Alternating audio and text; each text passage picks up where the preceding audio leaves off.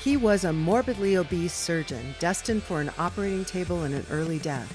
Now he's a rebel MD who is fabulously fit and fighting to make America healthy again.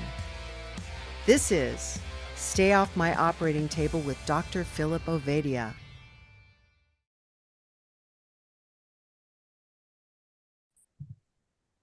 Hey, thanks for joining us, folks. This is Stay Off My Operating Table with Dr. Philip Ovadia, and we are joined by our returning guest, who I don't think we've seen in, it's got to be at least 2 years, and it may be three, Dr. Kwadwo Carmen-Tang.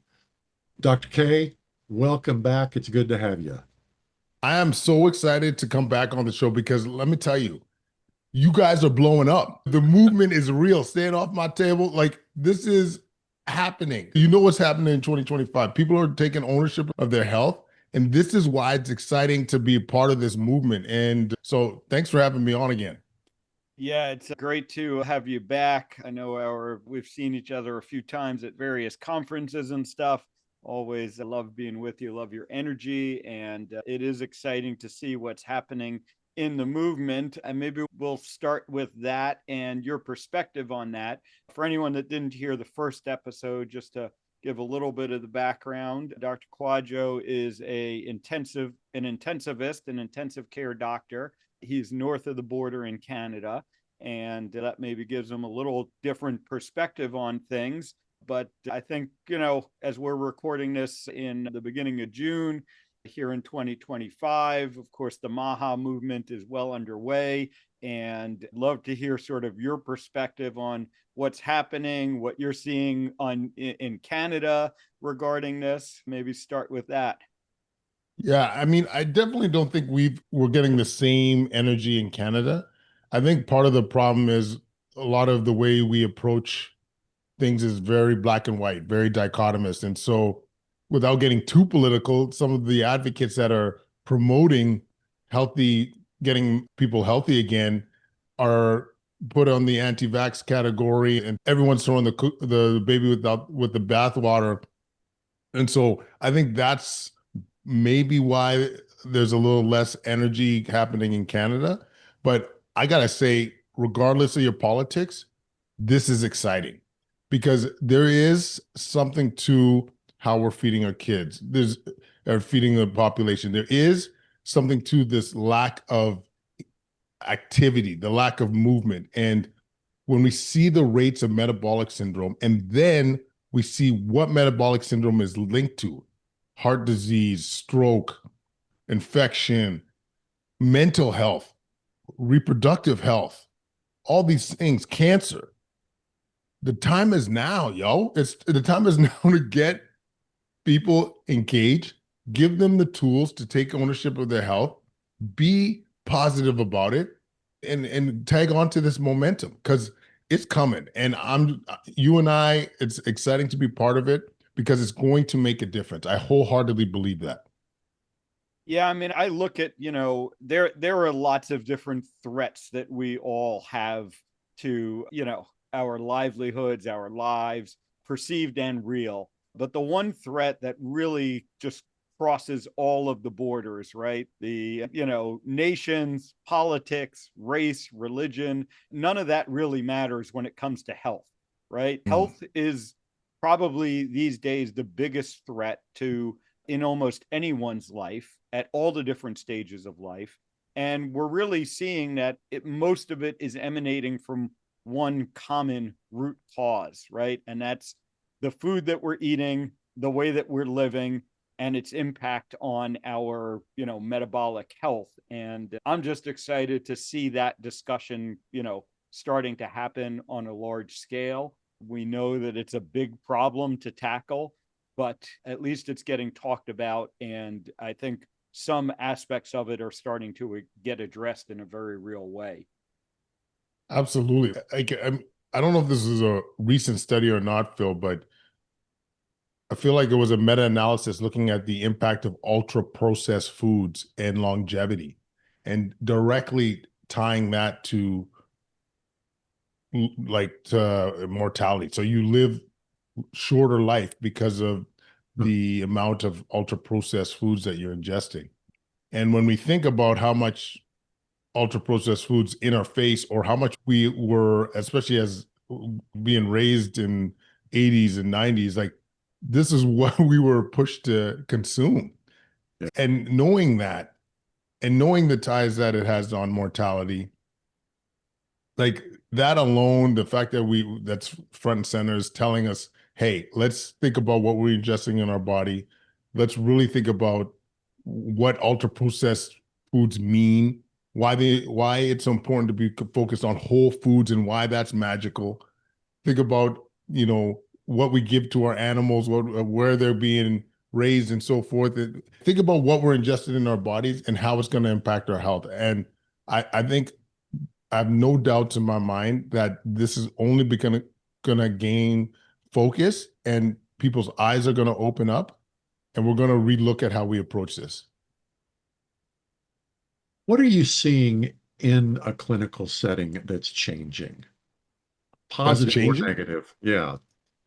To be honest with you, I don't think anything's changing, and I think this is why for me anyway, this is why I'm as motivated as ever to create a conversation on how we get healthy. Because if I look at, this is subjective opinion here, but when I look at the rates of metabolic syndrome that I see in my ICU, I don't see that changing. I Wow. see more of the population talking about the importance of this, but it's very common for me to see somebody that's over 300 pounds in the intensive care unit. It's very common my patients to have type 2 diabetes. It's very common for them to have other components of metabolic syndrome. And I've seen the complications as a result of that: prolonged ICU admissions, difficulty gaining function, or death. And Yeah. so to me, this has been more front and center in terms of why we need to talk about this. And then the other aspect that might be unique to Canada as opposed to in the States, you could tell me, Phil, is that a lot of people don't have access to primary care. They don't have a family doctor. In my city, 20% of the population doesn't have a family doctor. And that means less screening. A lot of people show up with late presentations of diseases. And because of that lack of access, people aren't as healthy. It's just general, you just see it generally. And once again, even more evidence that we need our patients to take ownership of their health. Because I'll tell you, you're less likely to need to go to primary care, to need to go to acute care if you are metabolically sound. If you are not pre-diabetic, you're not obese, you're less reliant. I don't need the prescription for my antihypertensives. I don't need the cholesterol pills. I don't need to be going in because, I have my aches and pains from my cholesterol pills. Should I adjust that dose? So all these things get better when we focus on prevention and we take ownership of our health. And that to me was another rallying cry on why we need to do this. Yeah, it's interesting, to hear you kind of frame it that way. I would say we certainly have similar access limitations here in the United States. Many people may have primary care doctors sort of assigned by their insurance, but they're not able to get in to see them because these doctors are overbooked and overwhelmed. And when you do go to see them, it's going to be the very rushed 15-minute visit that really can't accomplish much. And again, not necessarily blaming the physicians for that, but it's a real issue. And I take the same approach, right? My goal is that you really don't need a primary care physician, because what are they going to do? Or you're going to be that easiest, you're the person on the primary care doctor's schedule that allows them to make up for all the extra time they had to take with other people. And you come in for 5 minutes and he looks at all your numbers and says, this is great. And how do we not have you on any medications? You're like the only patient in my practice that's not on any meds.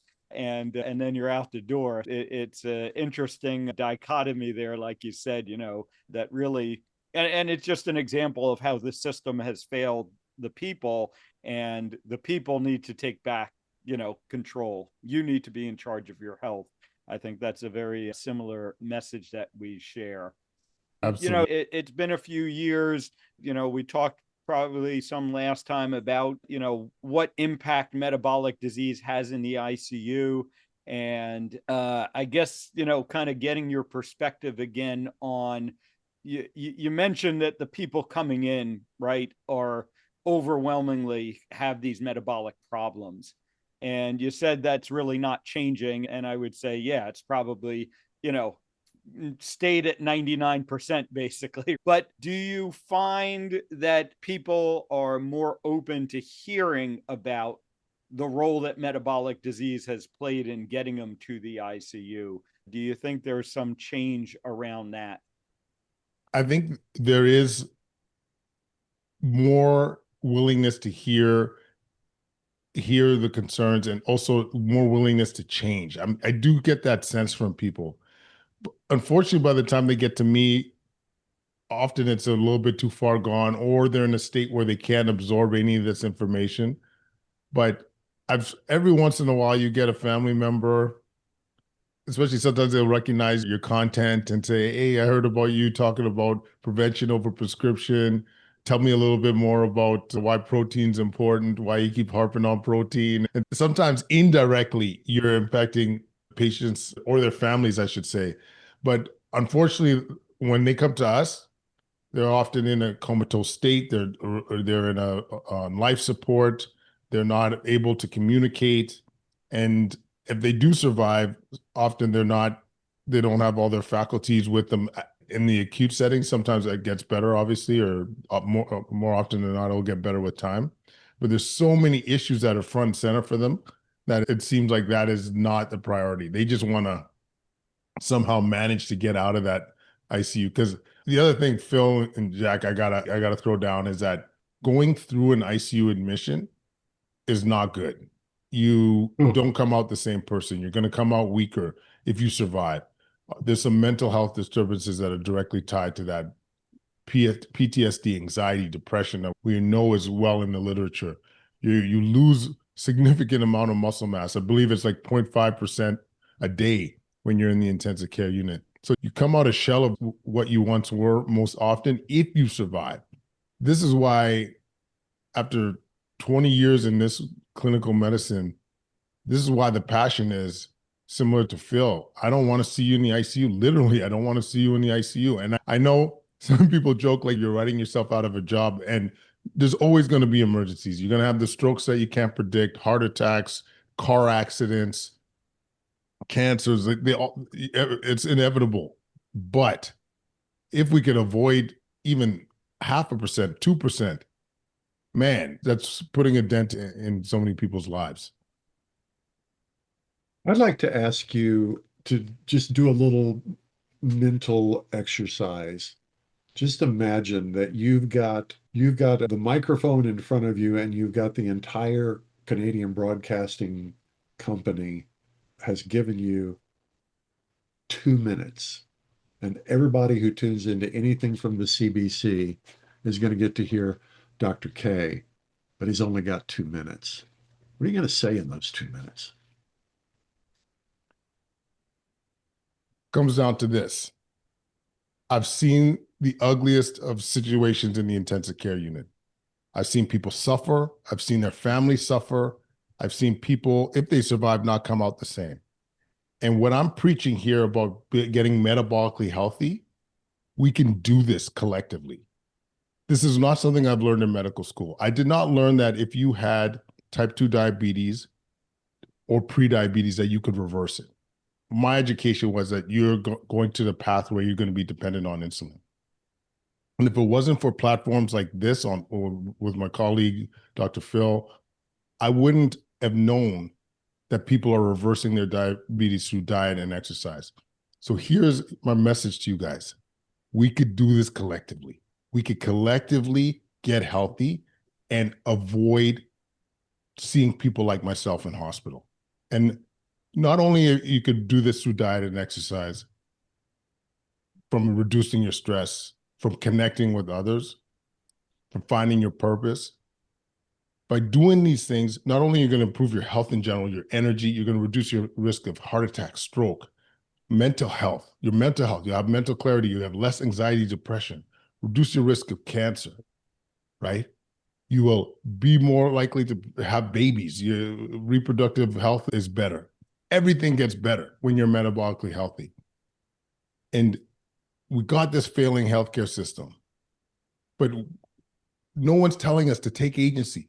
No one is telling us, hey, what can we do?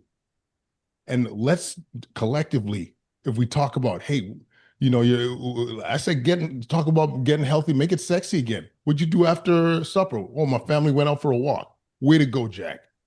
Proud of you. Went out for a walk right on. Oh, what did you do this morning? I just fit in a 10-minute workout. It wasn't very intensive, but we just fit in a workout. Awesome, brother. We should celebrate that. Like, I really am proud of what you're doing and taking ownership of your health. Positive messaging, put it everywhere, create a movement around this. And who knows? We all of a sudden, instead of billions of dollars in healthcare spending, maybe that we take a bite out of that, and maybe we invest that in ways that we get our kids healthy now, that they're eating whole foods. But if we make this a priority, I promise you, lives will be changed. Society will change. We will have a new lease on life. We'll have more jump in our step. It will be beautiful. But it starts today, man. It just starts today. We're going to talk about how we focus on protein, focus on whole foods, increase our step count. Think about how we're sleeping. Simple concepts that go a long way. We got this, CBC. Let's go. Very well said, man. And I'll put a little plug in now for your new book, and it's called Prevention Over Prescription, just like you said. Great read, very actionable steps that people can take, and certainly encourage people to check it out. And we'll dig into the details of that some. But what you just said is so true. I saw a patient earlier today who, he came to me 6 months ago, his hemoglobin A1C 10.1, newly diagnosed. He was a pilot. He had been grounded, couldn't fly because, his A1C was too high. And he was told, go on a bunch of medications and we'll try and, get this a little bit managed better. And, it's a lifelong progressive disease, like you said. And I just saw him, he's been working with our team for about 6 months. His A1C is down to normal, 5.4. He is feeling great, getting his cleared to fly again. And like you, if you had asked me 10 years ago, is that possible? I would have said no. The only thing you can do is put these patients on meds and, hope to keep things kind of under control. Get their A1C under 8 is great. And, what's especially, I think, impactful for me is that I know that someone like him would have been on my operating table, 100%. in a couple of years, or, and would have been in your ICU after that operation. And, to see that impact and see how we can change the trajectory of people's lives, it really is, rewarding as a physician, right? It's why we both became physicians, to be able to impact people's lives like that. What do you talk maybe a little bit about the environment among your colleagues? What do you see among your fellow physicians who now, hear you talk like this, right? And they see your content, or hopefully maybe they've read your book, right? You're giving out copies around the hospital like I do. What kind of response do you get from them? Yeah, it's mostly been positive. Like, I think I'll start with the bad. I think this is a novel approach when it comes to academic medicine. I work in a tertiary quaternary hospital in Canada. You got a lot of specialists, you got a lot of old school docs, and their traditional means of getting the word out is through academic papers, going to conferences and talking about new therapies and new approaches. And to be honest with you, I was that guy as well. Like, I have over 100 publications in academic papers, and I noticed nothing was changing. To me, I don't think this was moving the needle at all. And so that population, I think they can be a little bit judgy on the approach. But then some of the younger docs, some of the open-minded docs that realize that some of these traditional means of trying to create change obviously are important, but we also got to look at other ways. You got to look at ways of spreading the word, and writing the book, being on social media, having your own podcast. It's especially the younger generation, they really appreciate that. And I was talking about this today, actually, Phil. I was talking about how a typical one of our papers would be maybe 800 people would read it or look at the abstract or something like that. Whereas a message like this, when we talk about this or be on social media and talk about a positive message, that could get to thousands. It could get to so many people. And so that it's such a big amplifier. And so this was an aha moment for me personally. But the younger generation, the open-minded docs, they love it. They want to do, some of them ask me, like, where do you find the time? How do I get involved? How do you do? I'm thinking about writing a book. And it really excites me. And it's usually the younger generation for sure. Like I would call myself a mid-career doc.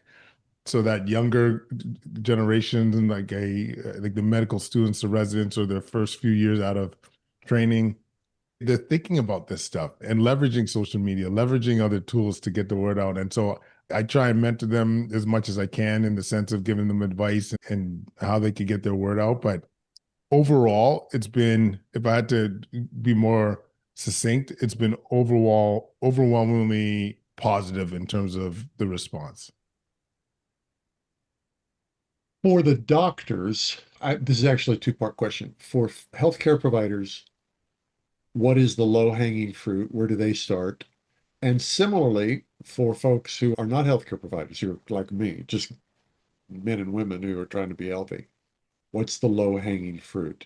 You say that the message is spreading, but let's assume that we've got people on here who are listening because they see, oh, Dr. Kwadwo's on the Dr. Ovadia podcast. What has he got to say? Or you've got colleagues who are here. Oh, he's on the podcast. What's he got to say? Where do you tell folks, start here? This is the first thing. This will be the biggest impact in the shortest time. I love this question because, Jack, my favorite principle in life is 80-20. I live by the 80-20 principle. What is the 20% of your activity that will give you the 80% of the result? And I live and breathe by this. And so one of the messages in the book that I always say is just focus on one or two things that are going to have a high impact. And the 80-20 for most of us that are listening right now, healthcare provider, patient, whomever, is going to be protein intake, in my opinion. It is a massive lever. Because most of us aren't ingesting enough protein, first of all, number one. Number two, the magic of protein intake is several fold. You will increase your lean muscle mass. And by increasing your lean muscle mass, from my perspective, you're going to get stronger, which is always good as a doc that sees a lot of frailty. Second of all, it is a calorie burner. You're going to increase your basal metabolic rate just by having more muscle. So basically, just by sitting here, because I got more lean muscle mass, I'm burning more calories. That's number one. Number two, you are going to have better control of your blood sugars. You're going to have less insulin requirements when you focus on protein. I'm sure any of you guys that are listening that have worn a continuous glucose monitor and you have a high protein meal, even if it's past the dish, at least for me, my glucose was much more steady relative to when there was less protein in the mix. Third thing, your body takes more energy to digest protein compared to carbohydrates and fats. The number I hear is like about 15% of you burn 50% of your calories from protein just for digestion. Like, I don't know, Jack, if you've ever had the meat sweats after a big steak dinner. And to me, that's just your body No, trying but I've been eating steak. I've eaten lots of steaks for a long time. Yeah. And so you get those sweats because your body's just burning, trying to digest that food. And so it's literally just burning calories. And so you're literally more efficient with your calorie intake because you focus on protein. I find you're more energetic because you're not having less glucose swings as well. You're feeling fuller. So you're not making you're not craving those junky foods because you're more fulfilled. And And by more fulfilled, in terms of how much, I say anywhere from 0.7 to 1 gram per ideal body weight. So I'm about 200, 205. I aim for about 140 grams to 200 grams of protein in a 24-hour period. And so if you do this one thing, maybe you're not shredded and look like Brad Pitt. You can tell what era I'm from, but you will, you're going to move, the needle in some fashion. You're going to be either more energetic, you're going to have better glucose control, you might shed some weight, you might put on some lean muscle. There's going to be something that is going to improve in your life. And this is something that I think we can all do, whether you do it, you jump the gun and go all in, or whether you get there slowly by, hey, instead of having that 6-ounce steak, now it's 8 ounces. And now next time it's 10 ounces. Or maybe that half a chicken breast I took at lunch, now I'm making it a full chicken breast. And make it the first thing you eat. Make it the first, like protein first. So instead of you go to your restaurant and they're bringing you bread and so forth, wait till you get your protein. So you're guaranteed at least to ingest that bad boy. And so if we all did that single step, if I had to choose one, that would be it. That sounds high leverage to me. Yeah, definitely a big one. And, in some ways it cuts through a lot of the noise, right? Because, there's all these arguments around all the different dietary approaches. And, really higher protein seems to be universal in the approaches that work. And, and it just leads you towards getting that from whole food. I mean, the reality is it's tough to get protein from processed food. It's the thing that they don't bother, they haven't figured out how to engineer in the food, really. They put sugar, they put all these manipulated fats, but protein comes from real food ultimately. And so I find, similar to what you just said, directing people towards eating more protein gets them moving in the right direction. Yeah, and honestly, we all are eating. Whereas, like I could have said, Jack, like the other levers I would suggest for a lot of people would be you could either say focus on whole foods, you could think about fasting, you could think about increasing your step count, resistance training, but all those are a little bit extra steps that maybe aren't as easy for folks. There are barriers.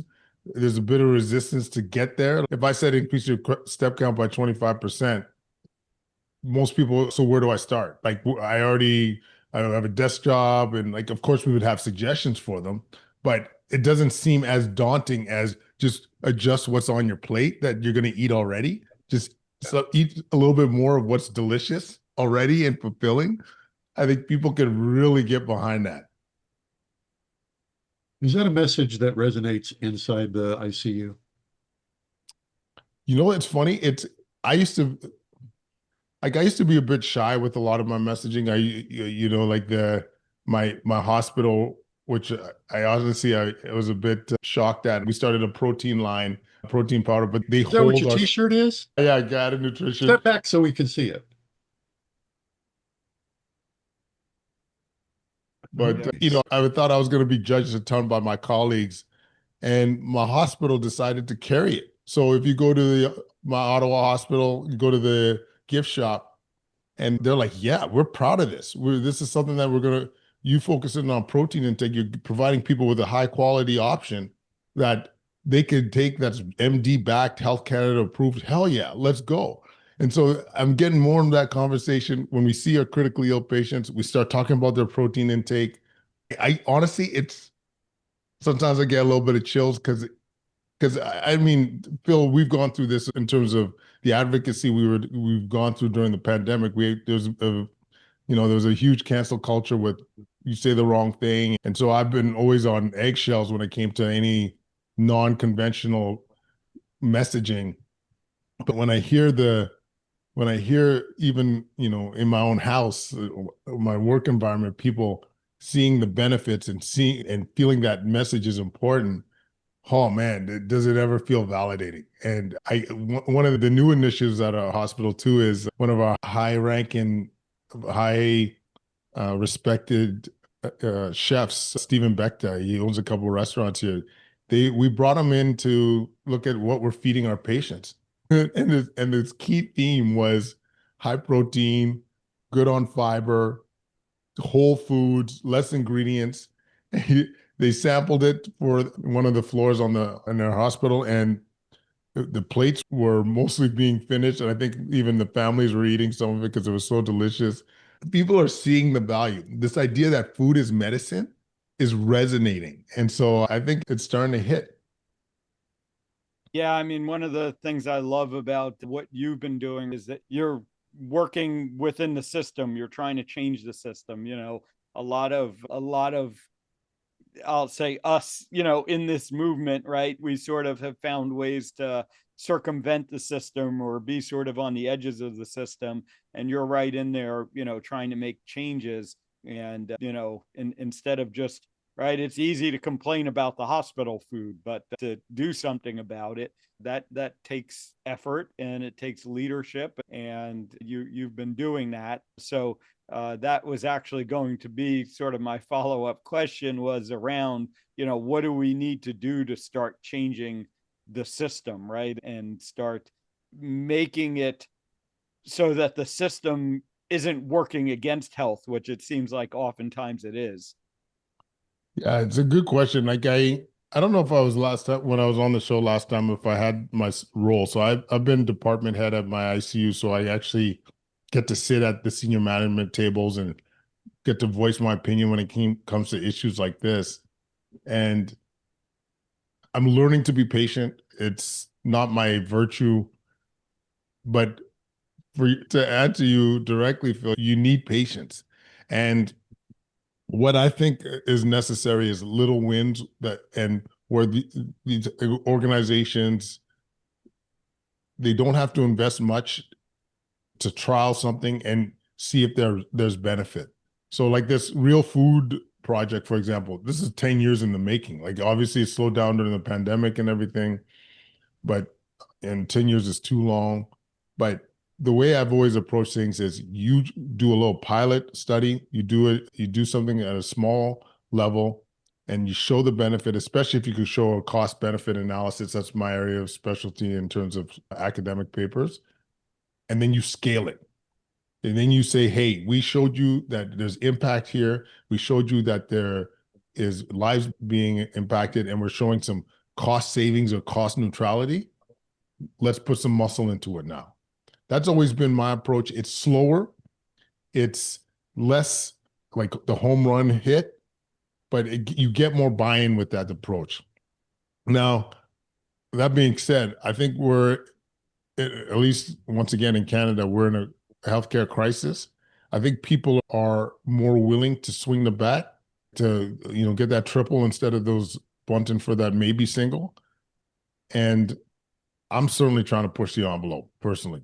Like I'm trying to say, let's really think about ways that we can improve people's lives at scale. And one of the things that we've done is a metabolic health study looking at our marginalized communities in Ontario, Black communities that have metabolic health concerns, pre-diabetes and diabetes, and doing a multidisciplinary approach to see if we could help reverse that disease. And we'll see. We got some funding to do this bad boy. It's going to run in September to December, and hopefully we can show some impact, because I think if we do, we have an argument to do that exact same model at scale. Yeah. Are you doing this out in the community or just with folks who are actually come to hospital? In the community. Yeah. People that are not in hospital yet, that, as we've alluded to, their destiny seems to be going that way if we don't intervene. How does that work? Are there funds in the hospital to do this kind of thing? Yeah, so this is one of the advantages of being in that academic medicine circle. So I just applied for funding. You applied to all these grants. We got a couple, both from my hospital, actually, from the Ottawa hospital, and then our French hospital, Montfort. And, I have a research team that like one of my members' roles is just to find money to try and be able to create these things. But once again, that model, if you could show that it's saving healthcare dollars and impacting lives. Now, when you go to government agencies, when you go to even your hospital and say, hey, we want to fund a clinic like this, now you got some weight behind it. Phil, will that work in the US system with basically I think of it as the insurance controlled system? Yeah, I mean, there have been some efforts. Most notable is probably Dr. Sarah Hallberg. She started a clinic like that where she was in Indianapolis. That kind of eventually morphed into, the private company Virta now. Oh, wow. And she unfortunately passed away a few years ago, but she was able to demonstrate some success. And I know of others that are kind of doing similar things, and the unfortunate thing is that they don't seem to gain the widespread traction like they should. And, again, you look at it on the surface and, it's improving patients' lives. It's been shown to save money. David Unwin over in the UK, showed very significant savings within his practice.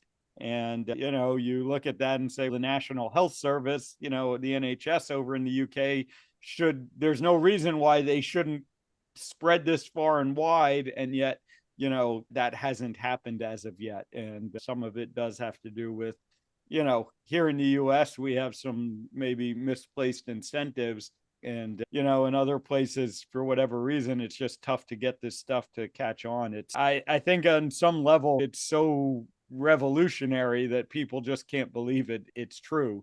I don't know what your perspective is on that, Kwadwo, but when you show them data that you've reversed, like Virta did, 50% of diabetes, and they're like, yeah, no, there's no way that can work, right? Because most, again, like we alluded to, you ask the standard family practitioner, have you ever seen a patient reverse their diabetes? The answer is going to be no. So when you tell them you can do it in more than half, they're like, no, there's no way that's true. Yeah, no, you're dead on. Just it's the frustration of medicine is we're not only dinosaurs, but we're stubborn as F and don't like to change our opinion. We tend to be black and white thinkers. We want an A or B answer. We don't love nuance. So my personal solution when it comes to that is the youth. Like when young doctors come in, they're so open-minded, they're wanting to make a difference. So if you show them the way, they'll grab onto it. They are so excited when they see this. We have a similar, like a Verta equivalent, very small clinic, but he's starting to make some more and more noise.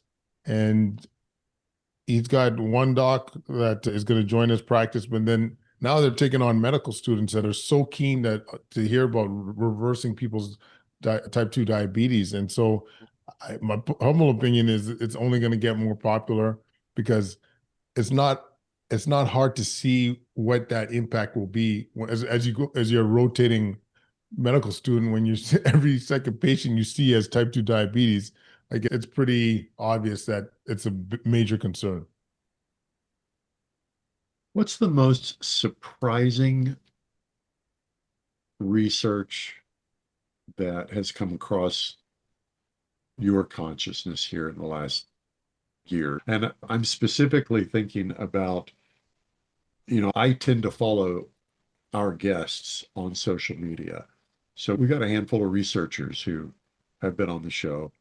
And there's stuff that, because I'm not a medical professional, to me, it's just, but I want to know what's mind blowing to you guys on the inside. What's blowing your minds lately?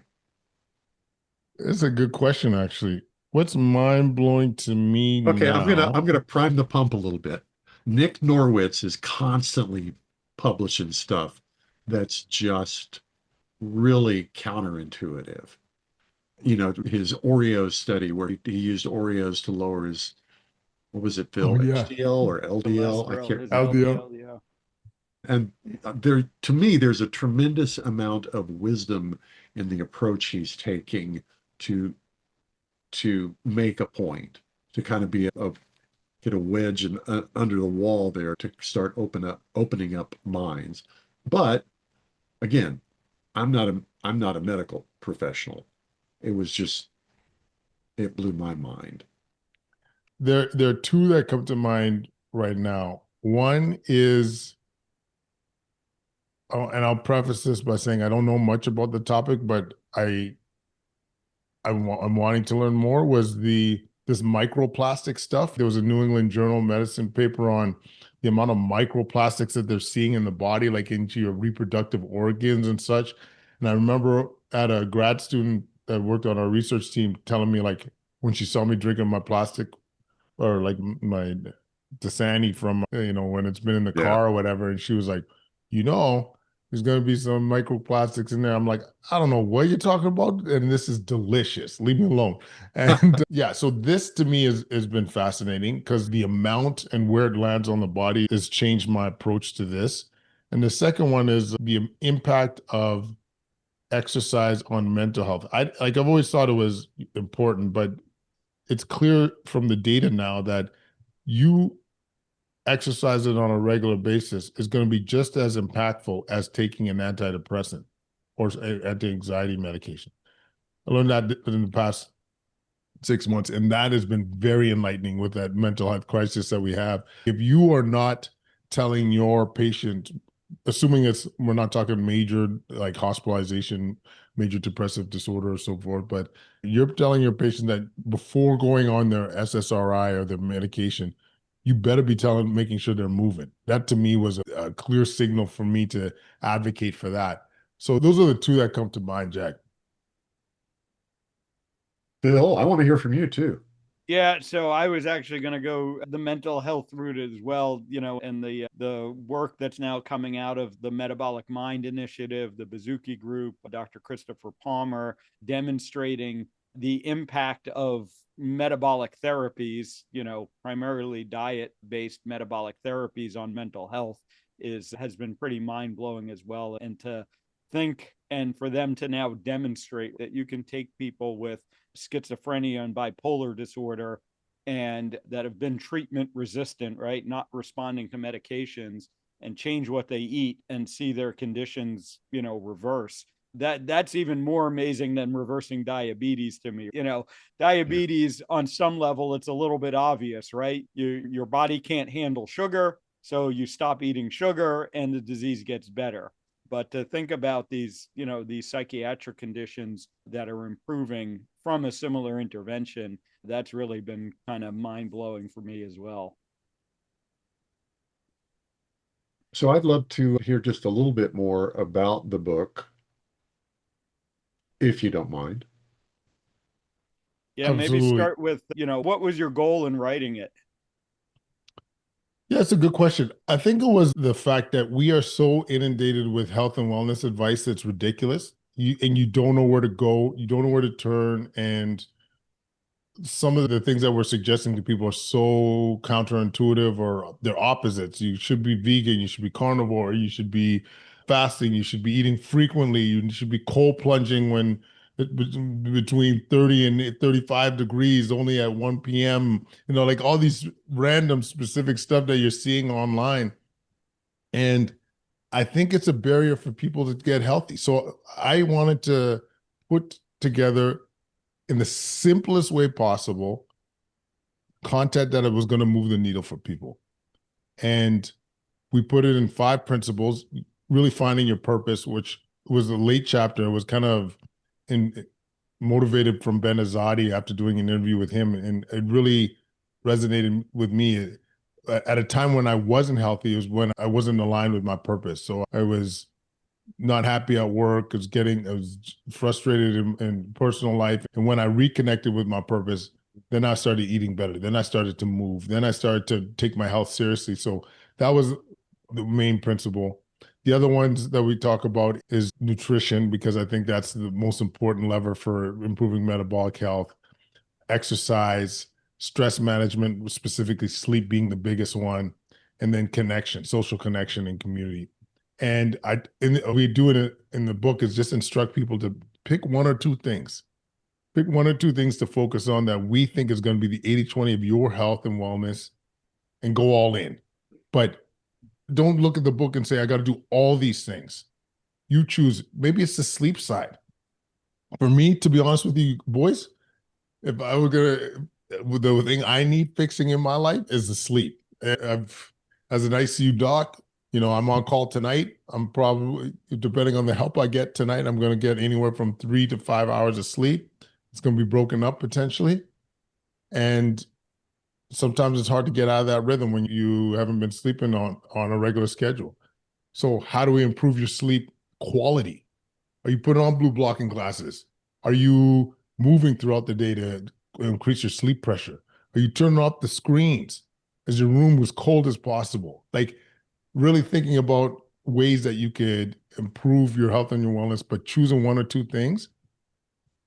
And the one thing I got to say, Phil, that you should have learned from you actually, but hearing you say it is, you produce a book. My first one's on leadership. I never thought of this, but you, I had one clinic in Atlanta.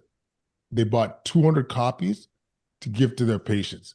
Like that's the level of simplicity and ease in this read. And when they bought the books, it was just like this huge aha moment for me. It's wow. If we kind of get it in clinicians' hands and they giving it to their patients, maybe we are going to put a dent in this bad boy.